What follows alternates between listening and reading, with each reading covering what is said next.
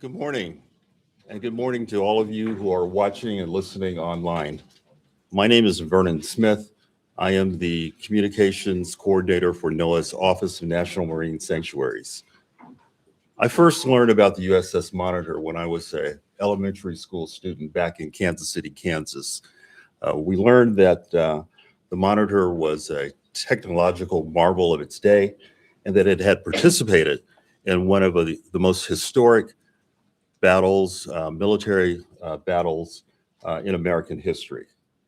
Little did I know that decades later, I would be here at the Mariners Museum, helping to commemorate that historic Battle of Hampton Roads, and also learning even more about the USS Monitor. Today, you're going to learn some additional things about the USS Monitor, and you're going to hear about some of the amazing technology that Northrop Grumman has brought to the Monitor story. Between what you hear today from NOAA and Northrop Grumman, your understanding about the USS Monitor is going to be, I promise you, it's going to reach a whole new level than you might have even expected. So let's get started. Sabrina Jones is the Senior Director of Advancement for the Mariners Museum and Park in Newport News, where she leads a team of 10 talented individuals who compose the multimedia, marketing, and development teams. After working for the museum for over 12 years, she is still driven by the excitement of expanding brand awareness, driving strategic partnerships that serve the needs of her community, and bringing the impact of the Monitor and museum mission to life. Sabrina has helped secure over 3 million museum initiatives, including expanding a model for successful environmental initiatives, reopening Mariners Lake to the community, and helping to address the needs of at-risk collections. Sabrina has an undergraduate degree from Norfolk State University in journalism and a minor in public relations, and a graduate degree in public administration and nonprofit management from Old Dominion University. She serves on the board of trustees of the Newport News Educational Foundation and is a founding board member for Rebuilding Together of Hampton Roads. Sabrina.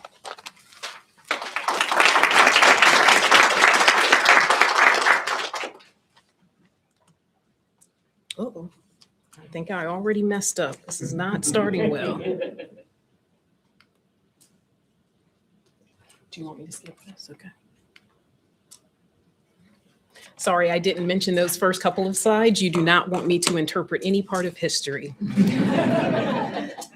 Good morning. It's a privilege to welcome you all here on behalf of the Mariners team.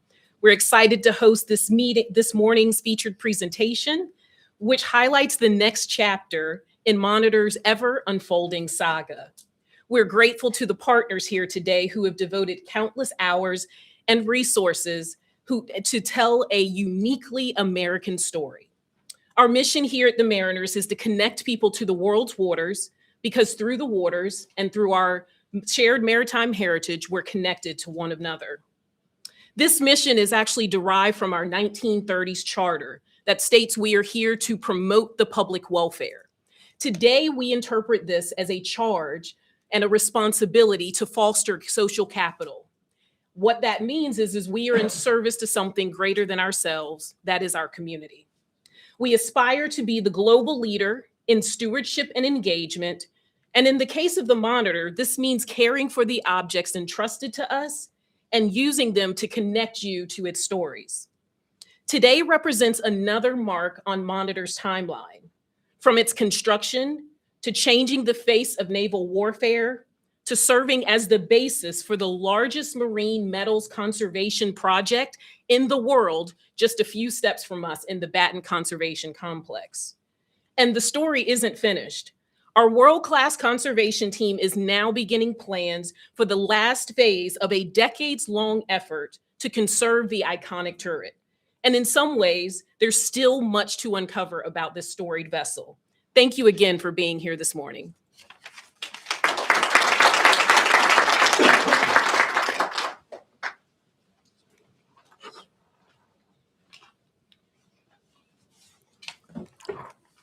Dr. Mike Witt is Vice President and Chief Environment, Quality, and Safety Officer for Northrop Grumman Corporation, a technology company focused on global security and human discovery.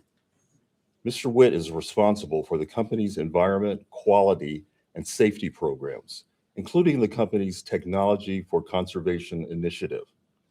These programs include enterprise-wide business strategies for manufacturing excellence, including a focus on product quality, employee and operational safety, and minimizing environmental impact across the sectors.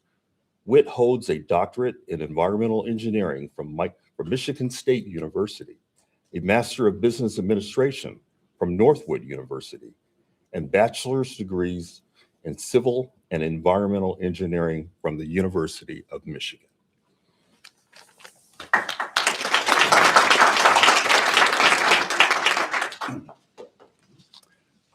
Good morning, everyone. And Vernon, thank you for that very kind introduction. It's wonderful to be here at such an amazing museum where we get to share each other's love and our appreciation for technology and our interest in the environment and promoting the conservation efforts that each of us have demonstrated here and many of the actions that we have.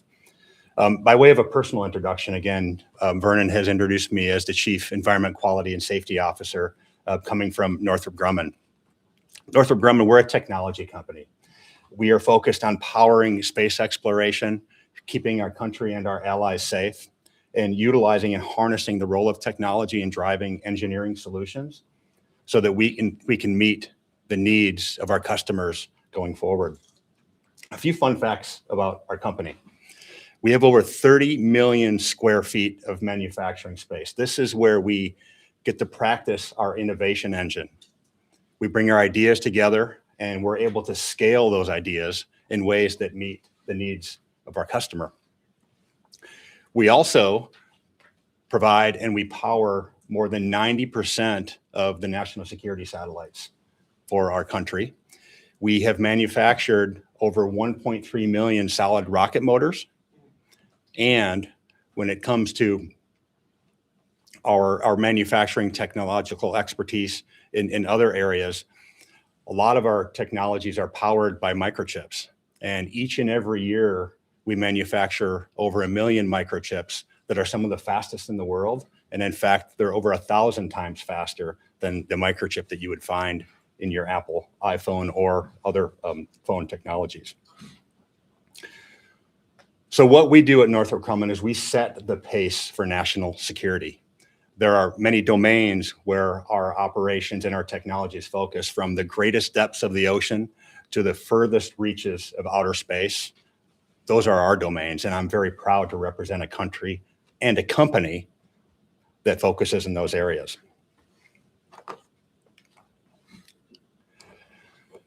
Now I want to talk about one of the amazing programs here at Northrop Grumman, Technology for Conservation.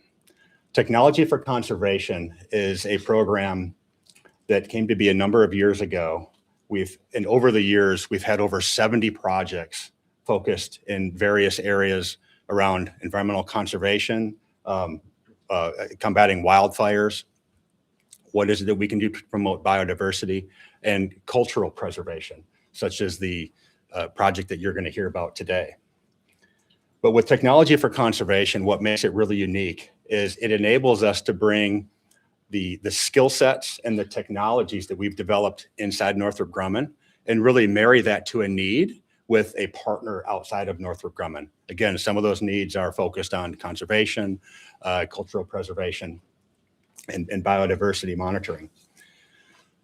Just in the last year, we've had over 6 projects that we've launched, and right now we have 13 total projects that are currently active. One of those projects is the micro SAS, or the micro synthetic aperture sonar project. I'm not going to get into the details of this project because we have some amazing panelists here that are going to speak to the technological specificity of these projects and the work that we're doing in partnership with an amazing partner of NOAA. And I don't want to really get myself the cart before the horse here, because we have others who are going to speak more to the nature of that partnership and how it's driving value for Northrop Grumman, for NOAA, but especially the communities where we live, work, and play. So I'm going to now turn it over to our NOAA partner, Tane Kazerly, who is going to speak more specifically to this particular program from the NOAA perspective.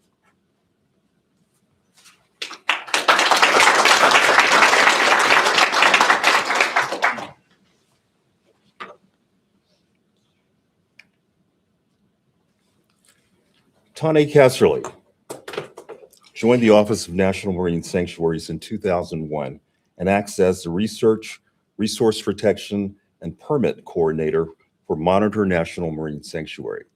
Tane's specialities include 19th century warships and deep water archaeology, as well as building collaborative partnerships, public outreach, and exhibit design. Tane holds a master's degree from the Program in Maritime Studies at East Carolina University and has over 30 years of field experience. He's participated in projects including World War II shipwrecks off Midway Atoll, a sunken Boeing B-29 Super Fortress in Lake Mead, a Civil War blockade runner in Bermuda, USS Arizona, and was most recently part of an expedition to the RMS Titanic. Tane's projects have used technical diving, remotely operated vehicles, autonomous underwater vehicles, and manned submersibles.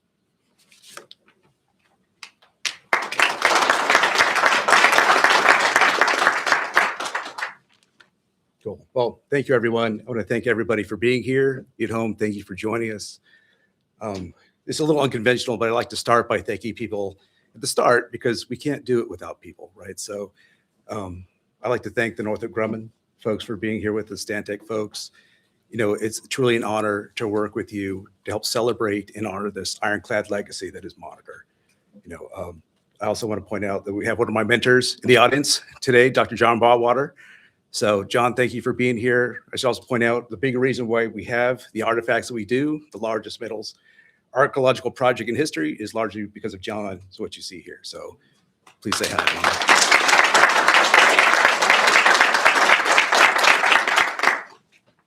And also, when we came here this morning, we crossed the Monitor Merrimack Bridge. And I don't know if you noticed how foggy it was, but it's very similar to the conditions of March 9th of 1862. Well, the Monitor was going to go out to fight the Virginia and had to delay because of the heavy fog. So sometimes history is a funny thing that it repeats itself. So the USS Monitor represents a lot of things to a lot of people. It was a technological marvel of its day, a prototype warship like no one had ever seen before. They called it Ericsson's Folly. And they also called it the little ship that saved the Union. For me, I think of Monitor as how it brings people together. In 1862, USS Monitor had an all-volunteer crew. These sailors were from different backgrounds, different ethnicities and cultures, different religions, and from different races. But they all came together for a common cause, to defend the Union. When the USS Virginia fought the CSS, when the USS Monitor fought the CSS Virginia on March 9th of 1862, that battle changed history forever, and its echoes are still with us today. When the Monitor sank tragically in a storm off Cape Hatteras on the night of December 31st of 1862, it brought people together again. Its crew rallied to a man fighting to save the little ship. When its consort, the USS Rhode Island, sent lifeboats to save Monitor's crew, they battled through gigantic waves in the black of night, and with each trip, nearly sinking themselves. We tragically lost 16 Monitor crewmen that night, but 47 were saved by the Rhode Island's crew, several of which received the Medal of Honor for their heroic bravery. In 1973, experts from around the country joined forces to search for the ironclad. Duke University, MIT, National Geographic, the North Carolina Division of History and Archives, including my mentor, Dr. Gordon Watts, and so many others, by collaborating, doing what each one of them did best, resulted in Monitor's discovery. To 1975, when the governor of North Carolina petitioned NOAA to protect the shipwreck by designating it as our nation's first national marine sanctuary. The state and the federal government now coming together to help protect the shipwreck. To our work with the United States Navy and the largest archaeological metals recovery project in history, nothing to the scale had ever been attempted before. Not only did we recover over 200 tons of archaeological material and thousands of artifacts, including the iconic gun turret that's directly behind us, over 300 US Navy divers participated in the project, including every active Navy diver between 1998 and 2002. And those same artifacts can now be seen here on display or undergoing active conservation treatment in the Monitor Center.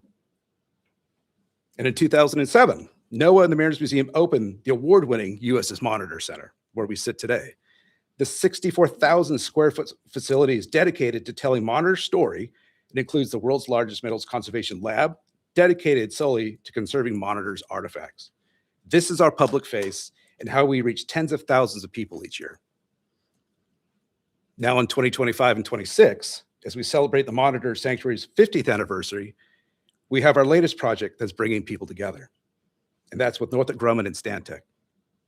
These two groups brought what they do best, technology and innovation. Northrop Grumman brought their incredible microsynthetic aperture sonar technology to give us the most accurate picture of the wreck we've literally ever seen. So now we have the ability to look at monitor historically, archaeologically, and as an ecological habitat. Our two new partners created an interactive timeline, 3D models, and animations to learn more about the wreck, its history, and its role supporting a thriving ecosystem. No matter who you are or where you are in the world, we can now bring Monitor to you virtually, and I couldn't be happier with the result. You know, public-private partnerships like the one the Modern Natural Marine Sanctuary has with the Mariners Museum and Park and our two newest partners, Northrop Grumman and Stantec, help support the sanctuary's role as stewards of Monitor's historic legacy, and it's a testbed for new technologies. Monitor was a technological marvel of its day, and it continues to serve the nation today through technology, innovation, and education. And I'm so excited for what you guys are going to see next. Thank you.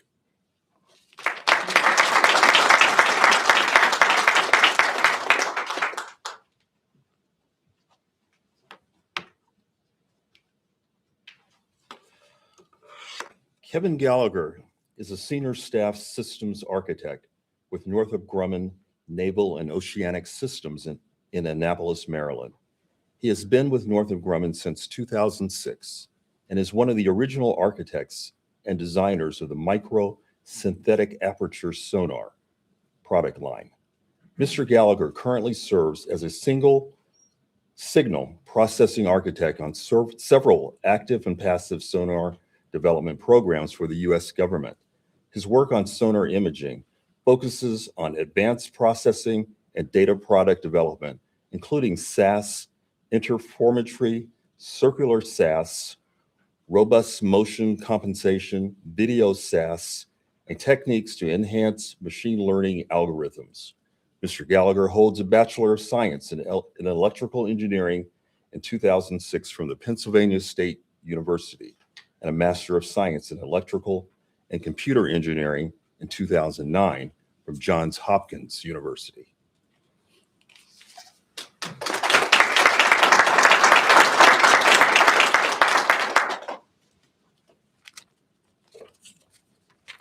Thank you, Vernon, for that introduction. I'm so excited to be here today to talk about Northrop Grumman's MicroSAS and how this advanced sensor technology helped us take a new look at the USS Monitor historic shipwreck. Before we get into the details, just to get a little bit more background on myself and the facility I work at. As mentioned, my name is Kevin Gallagher, and I'm a sonar architect at our Annapolis, Maryland facility, where we primarily focus on undersea technology. This is an area that's particularly challenging as there's low visibility, it's a generally noisy and cluttered environment. My work focuses on the development of acoustic sensors that help overcome these challenges. In particular, I use sound to see underwater. We use sound because it can travel further than light as it's not affected as much by water turbidity. Our advanced sensor solutions help make the seabed more secure, even in the harshest conditions. Now, before I get into the results, I'd like to give you a little bit of a primer on MicroSAS technology. The SAS or SAS acronym in MicroSAS stands for Synthetic Aperture Sonar. This is an advanced technology that has evolved from side-scan sonar. Side-scan sonar has been in the development since the 1970s, and these sonars are typically mounted on the sides of autonomous underwater vehicles, or AUVs. These sensors have a field of view that looks down and out to the sides. They transmit and receive acoustic energy over this field of view and make imagery of the ocean floor that has a similar look and feel to that of imagery from cameras. The challenge with older side-scan technology is that its imaging resolution, or its ability to resolve details, degrades as you get further away from the sensor. MicroSAS overcomes this by using a sophisticated set of techniques, including compensating for vehicle motion, to produce very high resolution imagery at all points, allowing us to see features and objects that we can't resolve with older technology. MicroSAS was born out of our Annapolis, Maryland site, One of the biggest breakthroughs in microsats was the reduction in size, weight, and power of this class of high-performing sensor. Traditional side-scan sonars typically would be much larger and much higher power to achieve the same level of performance. These size and power reductions enabled us to develop a scalable technology platform. We currently have 3 core size variants of the sensor that operate on vehicles ranging from small, micro-sized AUVs to crude submersibles. So, skip ahead to the next slide here. So to get in a little bit, how was microsats used on this survey?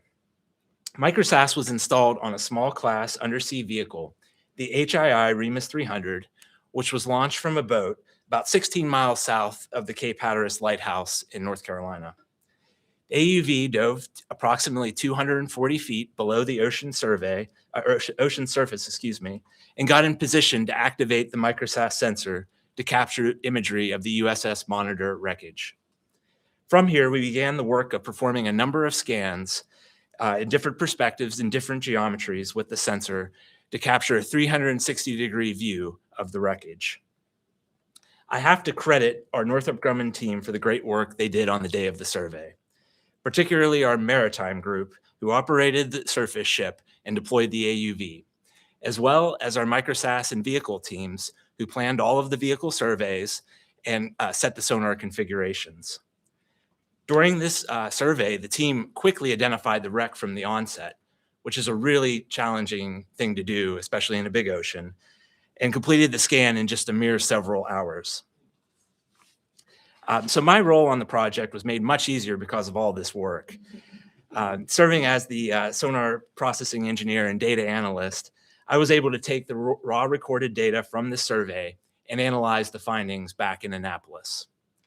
For this task, we used the Microsats Analyst software suite with the latest and greatest processing and imaging algorithms to generate a variety of data products to complete our post-mission analysis. So as I jump into the results from the survey, I'd like to give some background on the imagery. The data we collected from the survey was very high quality. The resolution that each pixel represents is a 1/2 inch by 1/2 inch portion of the seafloor. The total swath of the imagery is over 2 football fields. So just that resolution is in fact smaller than a penny. And this allows us to see fine details on the shipwreck itself and surrounding objects. When you compare this against legacy side scan sonar images of the Monitor, the difference is night and day. Both the quality and the resolution has significantly improved. In fact, a great example of this is that we are able to make out both an armor belt and a steel cable that are surrounding the wreckage. And we can see these both in high resolution and 3D as they were moved as part of a turret recovery effort that occurred several years ago. In addition, you're able to see other fine details and debris wreckage. In fact, there's a few tires here, that you can see, and then you can see fine details in the sand ripples, and I'll show some examples of this in 3D as well. Okay. I'm gonna skip ahead here. So I'm going to show a series of videos right now that kind of show the advanced signal processing that we were able to do. The first thing, there's going to be a series of text that gives you a little bit of background, and then it's going to jump into a 3D view. We're visualizing this software with a Northrop Grumman software suite called Slice. Slice is a program that allows for 3D sonar visualization and panoramic viewing. With this software, we can move around the wreckage with a game controller and take a look at the 360-degree views. Using this, the one big surprise coming out of this survey was the quality of the 3D data.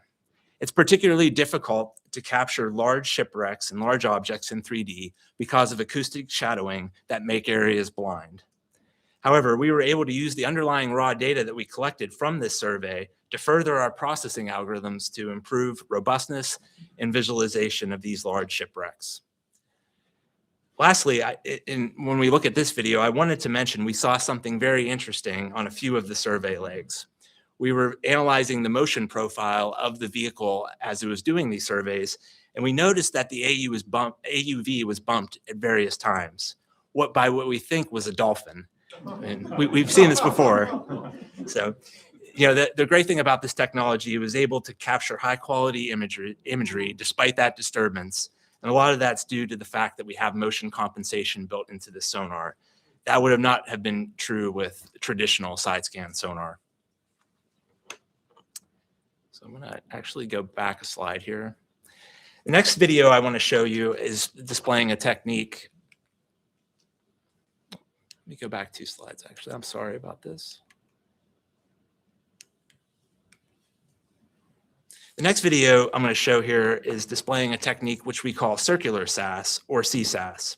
CSAS is the equivalent of medical computed tomography or CT scans, the same CT scans that you would get at a doctor's office. Instead of using X-rays, CSAS uses acoustic energy. In this mode, we program the AUV to circle an object of interest, in this case, the USS Monitor. Then we employ a set of algorithms that allows us to stitch together the data across all 360 degrees of the circle. This produces ultra-high resolution imagery and eliminates any shadowing that you would typically see from standard sonar surveying. What you're viewing now in this particular instance is a CSAS in a video format. In this particular case, what we did is we stitched together the data in a time-lapse format so you could see the imagery from the perspective of the vehicle. Another interesting result from the CSAS scan is that we were actually able to see underneath the wreckage in certain perspectives. And I don't believe this has been captured in legacy side scan sonar images taken before of the Monitor. So in conclusion, we're really thrilled to share the MicroSAS survey results with you. We are proud to employ our cutting-edge MicroSAS and SAS technology to capture never-before-seen details of the USS Monitor shipwreck, allowing us to better understand and honor its legacy. Our sincerest thanks to NOAA for partnering with Northrop Grumman and the MicroSAS team in this worthy endeavor. We look forward to collaborating in the future and more amazing discoveries together. Thank you very much.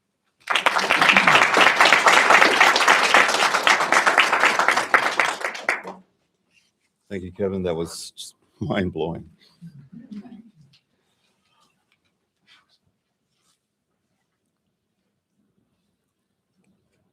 I think this is all right. Kelly Swindle. Kelly is a senior marine biologist with over 19 years of experience in coastal and marine science. Her background includes Deepwater Horizon oil spill restoration work with the state of Alabama, where she supported large-scale, federally funded recovery and conservation initiatives in the Gulf of Mexico. Since joining Stantec in the Pacific Northwest in 2022, Kelly has led many multidisciplinary projects focused on protected species, habitat assessment, restoration planning, and regulatory compliance. She is known for translating complex science into practical solutions that help clients advance resilient, sustainable aquatic projects. Kelly holds a master's degree in ecosystem management and administration from Penn State University. Right.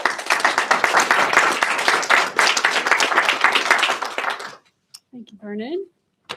Hey, everyone. So I'm going to talk about our partnership with NOAA and Northrop Grumman. Maybe. Yeah. Yeah.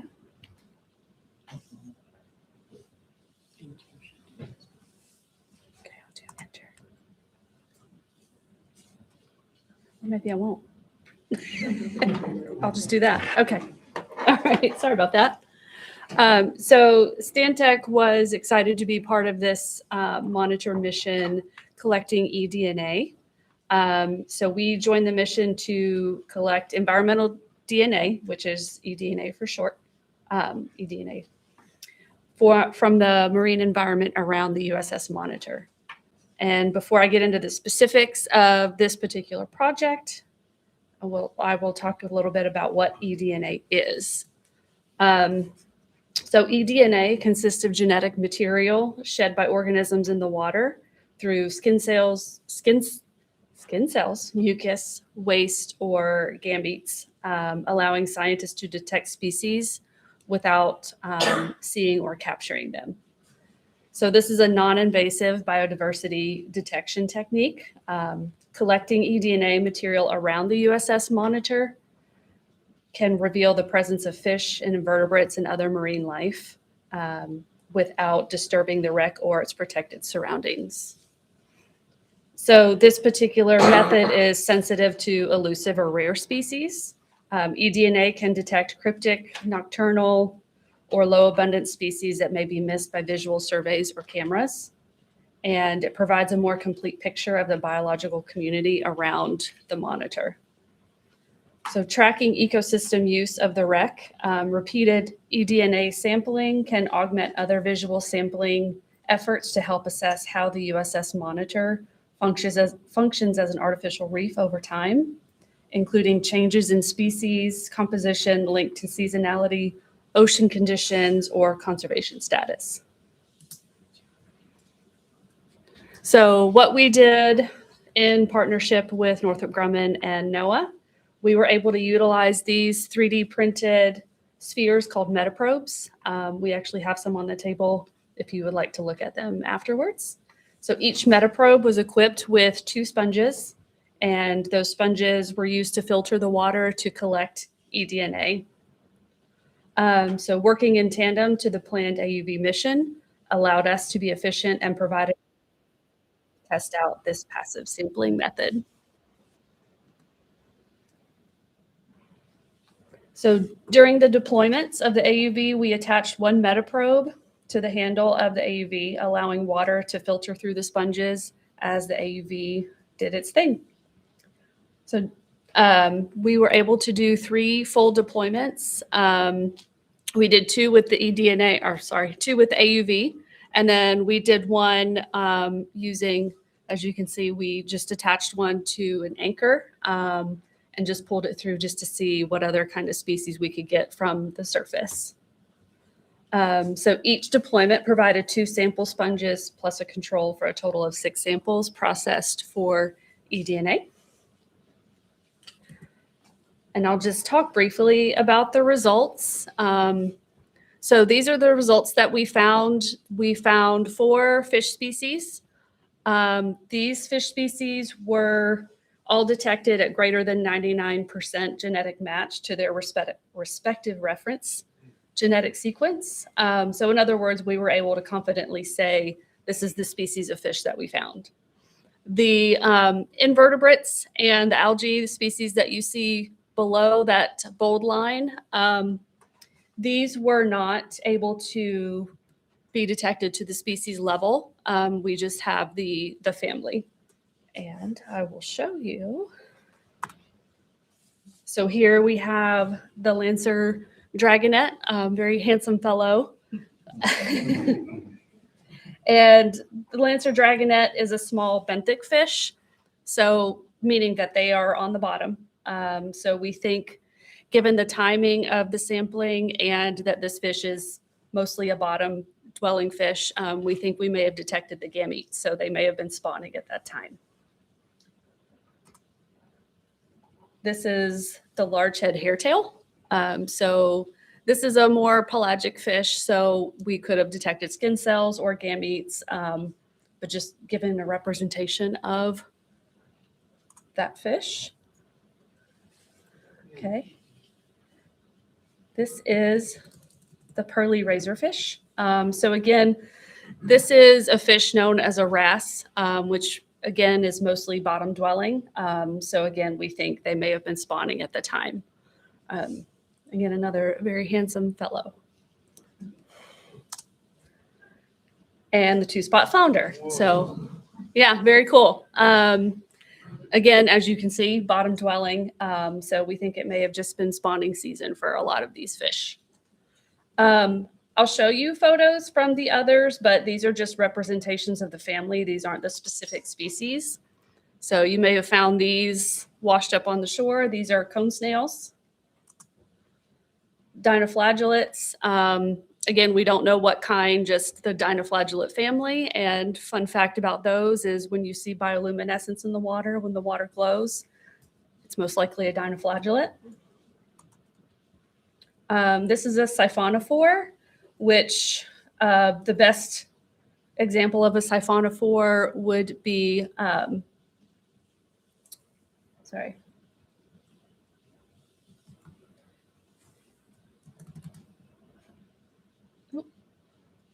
I don't know what's going on. The Portuguese man o' war is a good example of a siphonophore. And lastly, a red algae species. Again, not this picture may not represent what we found, but it is a red algae, and just to give you an idea of what we detected. Okay. Again, this is just another overview of what we found. So the cone snail and dinoflagellate species were detected during the surface deployments. The fish were what we detected when the AUV went down to depth. And that's it for me. And those were just on the way out. So.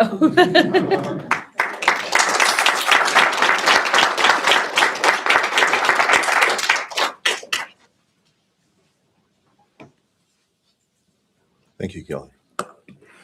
Dr. Jennifer Van Berschoot is a staff research scientist and technical fellow at Northrop Grumman, where she leads several technology for conservation projects, in addition to responsibilities related to the design and evaluation of learning using advanced technologies.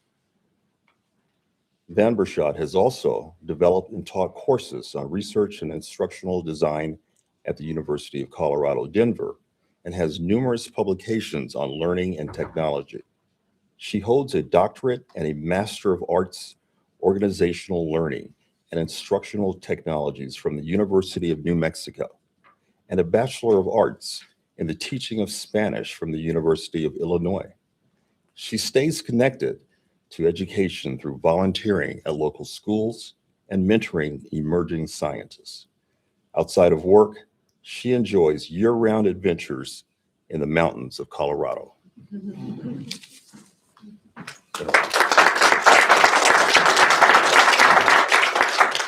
Hi, everyone. I'm so happy you all are here. What a great audience, and what a great start to our day.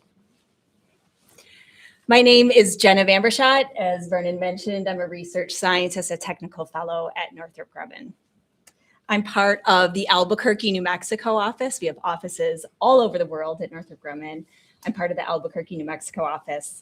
And we work on many projects. I've had the honor of leading 4 different projects related to technology for conservation, and I've been able to lead this one specific to the monitor. Kevin, as you were talking about the mission itself, I wanted to highlight 2 things. Our maritime crew wasn't initially part of the mission. They actually joined us maybe in the last month, and we picked up the phone. We said we needed help, and they said yes. And they were not only critical to the mission, but they served as incredible leaders throughout the process. So big kudos to them. And the other thing that I want to highlight was the post-process images that Kevin did were fantastic. And we had images as soon as while we were on board the RV Discovery. So the team that was out there was showing images while on the boat just above the monitor. So just absolutely incredible. Our group in Albuquerque, New Mexico wanted to take those images and transform them into immersive 3D images. Forward the slide here. Here we go. And we wanted to deliver those models to the scientists who would use them, to the educators who would use them. As I mentioned, our team's in Albuquerque, and what do? We build learning solutions for our customers. And the great part about technology for conservation is that we can use our daily tasks that we do here at Northrop Grumman and transfer them to work with our conservation partners. Our team in Albuquerque has user experience researchers, we have software developers, we have instructional designers, we have graphic artists, and we were able to use all of those skills on this particular effort. So let me get started.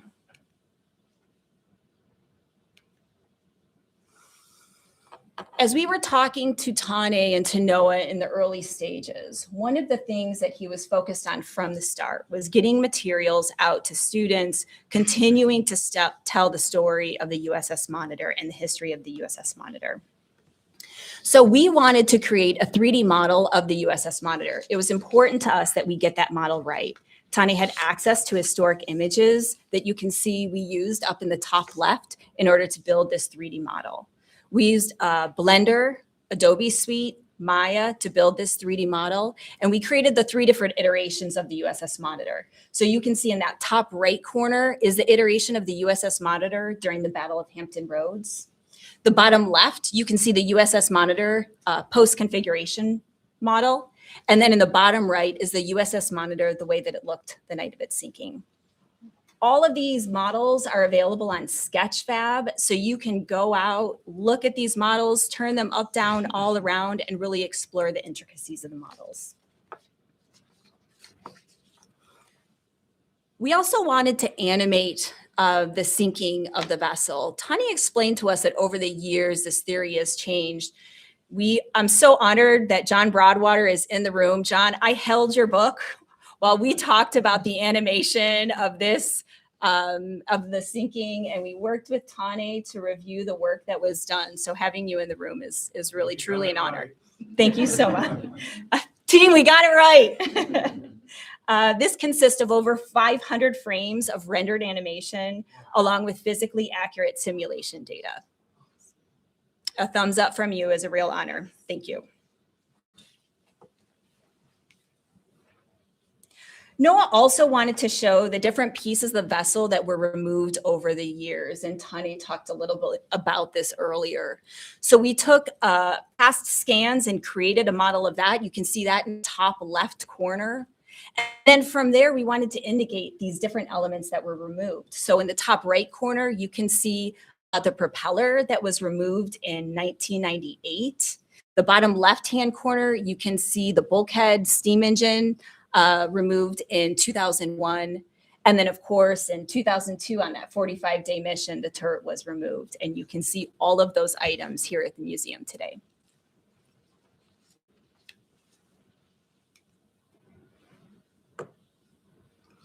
Finally, we took that scan output and wanted to create an interactive reef environment using Blender and using 3D Vista. We populated it with species commonly found in the area: Atlantic spadefish, sand tiger shark, vermilion snapper, and even the invasive lionfish. This work serves as baseline data so that Monitor can continue, or so that the folks at the Monitor National Marine Sanctuary can continue to do seafloor mapping. It also provides excellent materials for educators, for students to continue to keep this content alive. As I thought about this project and the reason why it succeeded, Kelly, you said it, cross-disciplinary teamwork. We had experts in everything on this particular project.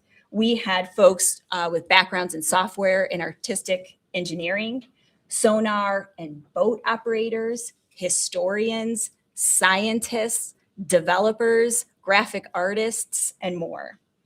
So for those of you in the audience thinking, this is really neat, but I'm not an engineer, I would say, keep dreaming big. Keep finding ways to use your passion in meaningful ways. And this is something that you can be a part of too. It really does take all types of expertise. In closing, I want to thank the Monitors Museum and Park for hosting this event. I'm so excited to take a tour later this afternoon. I want to thank Monitor National Marine Sanctuary and Tani. You had a vision from the start. And I'm so honored to have worked with you this past year to make that a reality. I want to thank Kelly and Stantec. The scientific expertise that you all brought to the table was really remarkable. Thank you so much. I want to thank Search for early planning support. I want to thank the dozens of employees at Northrop Grumman who helped make this happen. It was incredible, the number of hands that touched this particular project, over the past year. And I also want to thank Northrop Grumman for continuing to champion technology for conservation. This program gets our engineers, our employees, our technology out in the areas where we work and live, and be a part of it. Thank you, everyone, so much.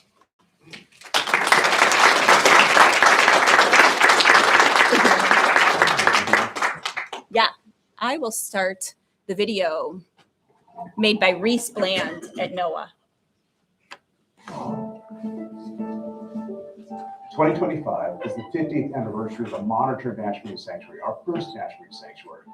And we're so excited to celebrate that milestone. You know, we celebrate the wreck's historic legacy and what it meant to America. This is the little ship that saved the Union, right? And it was such an incredible technological marvel that I feel incredibly proud now that they made the smart choice by making that our nation's National Marine Sanctuary and set a whole precedent, I think internationally too, about how important these shipwrecks are to our cultural heritage. Well, I think what people find most surprising when they come here is just how many shipwrecks there have been. There have been really notable ones like the Monitor that especially Civil War and history buffs know and have heard of. But that's just one of, I think, over 2,000 shipwrecks that have been documented off of the coast. And so the more we can tell the story of even a specific wreck like the Monitor, it better enhances the whole history of all of the shipwrecks that have occurred here at the Outer Banks. And so we're really excited about the possibility to sort of enhance our storytelling. One of the wonderful things about the modern National Marine Sanctuary is that we partner. We partner to tell its heritage, we partner to preserve the legacy, and we partner to preserve the artifacts. And our newest public-private partnership is with Northrop Grumman. And what Northrop Grumman does is bring in the best of what they do is technology. So they're bringing this incredible new scanning technologies called microsats, which is microsynthetic aperture sonar, to actually map and monitor shipwreck sites to give us the most accurate picture of Monitor we've ever had. We're working with an SV24 microsat, which has 2 hydrochrome arrays on each side. And we can collect the raw data in water and then reprocess that into sonar imagery. It's a lot of really cool math based in trigonometry and geometry. It's called beamforming. So basically we look at the arcs that the sound take on the bottom and we figure out how to kind of compile that down into a pixel. And with that, we're able to see amazing things undersea. As far as getting the UUV on and off of the vessel, this is something that we do almost on a weekly basis. We have a davit crane set up on the starboard side. We also have a diver stage that we can lower in, keeps us probably about 4 or 5 inches off of the air-water interface. With the rigging, bring the UUV right up, disconnect it, send it on its way. When it's time to recover, we can basically come directly a beam to it, get it hooked up, right back on deck. We worked with Northrop Grumman to 3D print metaprobes. We put 2 sponges inside the metaprobes to collect eDNA or environmental DNA. We're going to attach to the Remus where it will passively collect seawater. And within that seawater is going to be lots of different types of DNA. We'll send those sponges off to a lab, and the lab will process the eDNA and let us know what types of species have been in and around the USS Monitor. What's happening at the shipwreck site today? What's the marine life that's there? It's a thriving reef. They recreated that model for us virtually now. So now we can share that sort of that special interaction and experience with everyone. You know, people can use it for academic purposes, kind of all the way down the line. The Monitor is such a historic part of the United States. To really be a part of the preservation of that is what is so phenomenal. Now we're talking about visualizations of Monitor as a ship, as it was a float. So the Monitor had 3 different deck layouts in 1862. Well, they captured that 3D models for us. It's been great working with OMS and NOAA because we get the opportunity to survey the Monitor and show the public what we do every day with the technology we develop. No matter who you are, where you are in the world, we can bring Monitor to you virtually in a way that's almost like you're there today. Oh.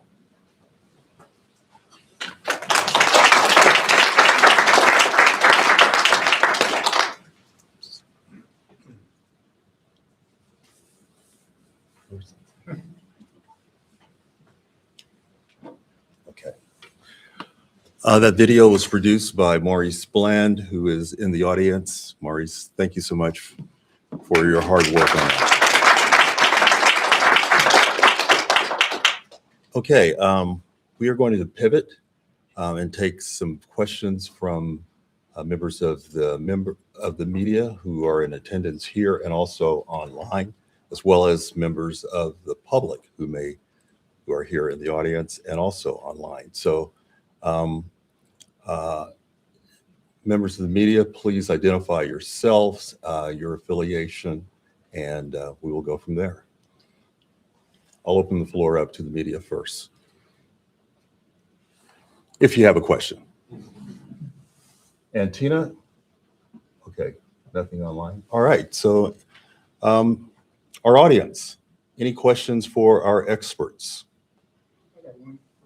You showed the micro SAS box with sitting on top of like a cage. How large is that item? It's about 2 feet long. About 2 foot? There's a replica at 40% scale Oh, just okay. outside of this I want theater. to make sure that everyone. There's a replica about 40% scale just outside of the theater. Yeah, you'll see it mounted on the AUV. On the-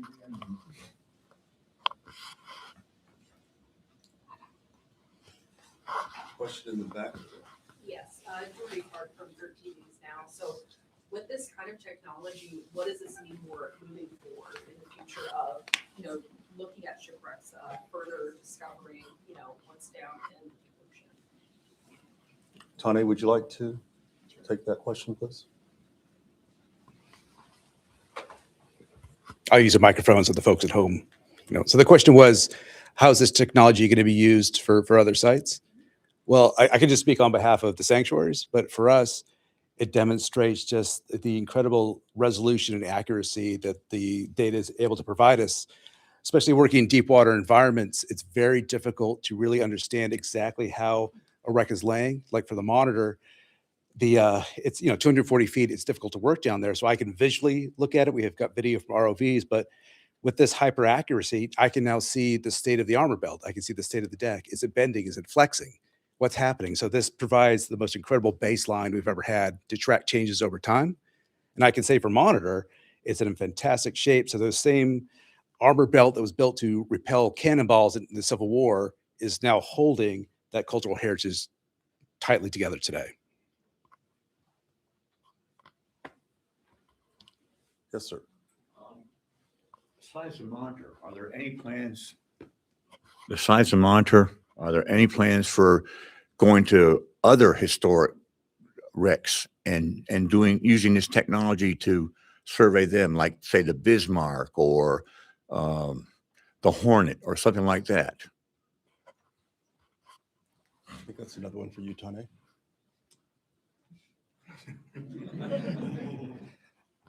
For us, I could just speak for the Monitor Sanctuary. So I think we've accomplished a lot we want to do. We always welcome new technologies Northrop Grumman wants to bring back, but I don't know. Northrop Grumman might have some ideas too how they want to do this. Mike, or anyone from Northrop Grumman? This is Jenna. We continue to explore, talk to partners, see what's next, and we look forward to future opportunities.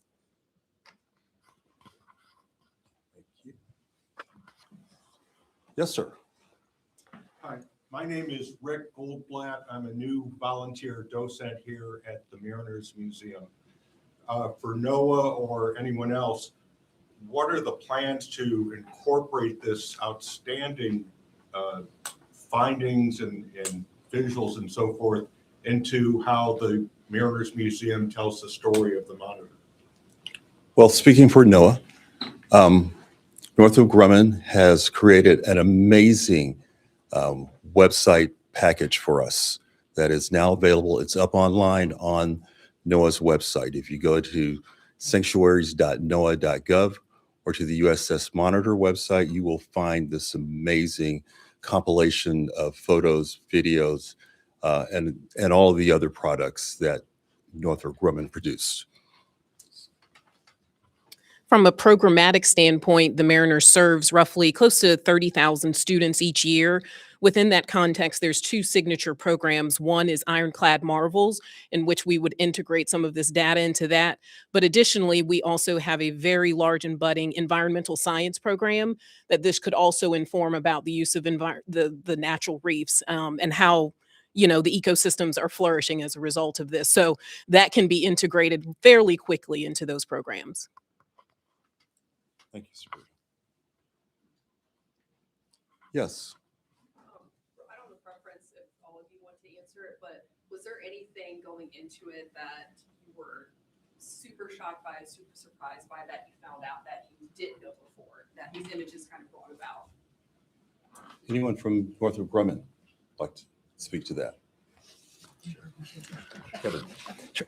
I think from a lot of just general sonar imagery, it was really impressive. I kind of noted this, that we were able to get as much detail on the 3D nature of the shipwreck.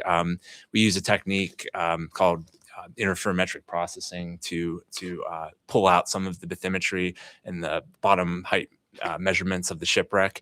And that was a real surprise to me how well that really worked in this situation. We were just able to get rid of a lot of the shadowing that's typically present in those wrecks.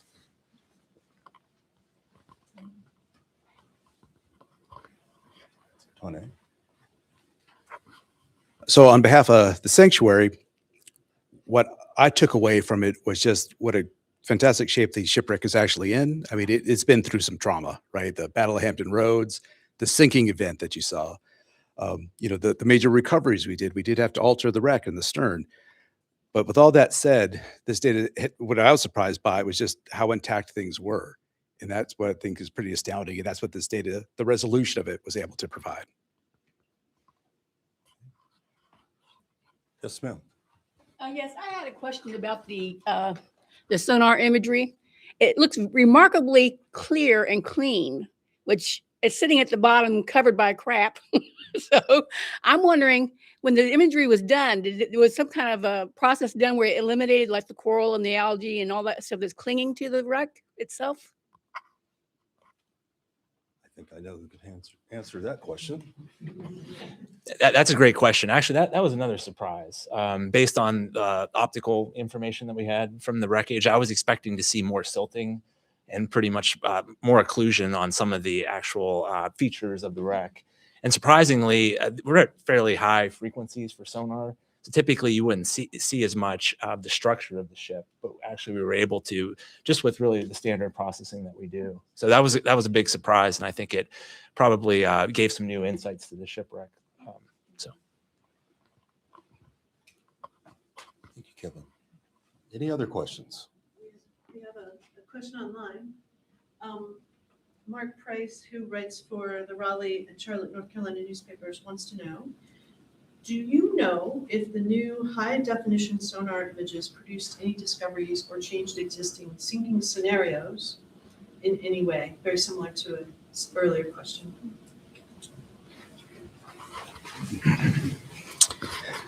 It is very similar to the question that we had, but it's a good one. So I think what it did was reinforced what we know. We theorized how the ship sank, from the damage that we saw originally when the shipwreck was discovered at the stern and the armor belt. We have the new archaeological finds we had here at the Mariners Museum, where they're conserving those pieces at the stern of the engine room and those bent bulkheads, so we can recreate that. So for us, it confirmed what we knew, but it also fed into the data that you saw with that sinking event. So that took all our new sort of finds and discoveries and sort of honed it into that. But for us, again, I'm just so happy to see what great condition the wreck is in. And you can even see stanchions and things like that we have all the known dimensions for. And just to be able to see that at such high resolution, such a deep shipwreck, this is what it really accomplished. Thank you. All right, any other questions? Okay, so we will call it a wrap. I want to thank everyone, thank all of our experts for taking our knowledge of the USS Monitor to a whole new level. Thank the audience for your participation this morning. And be sure to check out the website, where you will find all of the videos and other products that were presented here, sanctuaries.noaa.gov. Also take time to, if you haven't visited the Mariners Museum before, please take time to explore this awesome facility. Thank you.